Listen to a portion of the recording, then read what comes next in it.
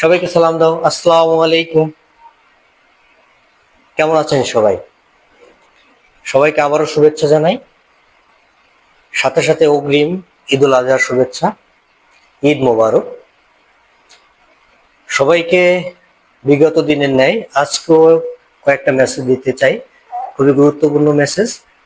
আপনারা যারা দূর দূরান্ত থেকে ঈদের ছুটিতে গ্রামের বাড়িতে বা নিজ বাড়িতে যেতে চাচ্ছেন বা যাচ্ছেন, সবার দৃষ্টি আকর্ষণ করছি আপনারা অবশ্যই সাবধানতা অবলম্বন করবেন।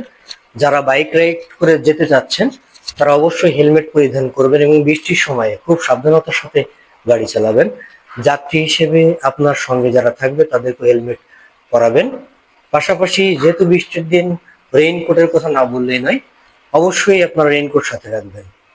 ছোট ছোট সোনামণি আপনাদের সাথে থাকতে পারে, তাদের জন্য রেইনকোটের ব্যবস্থা করতে পারলে ভালো হয় যারা বাইক রাইড করে যাচ্ছেন। এবং সবার সুস্বাস্থ্য এবং নিরাপদ ভ্রমণ কামনা করি।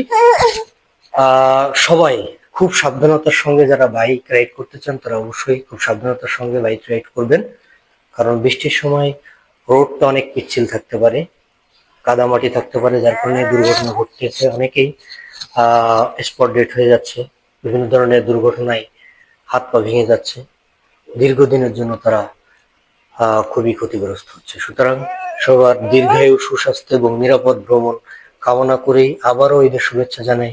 ঈদ মোবারক। ভালো থাকবেন, সুস্থ থাকবেন, আমাদের জন্য দোয়া করবেন। আল্লাহ হাফেজ।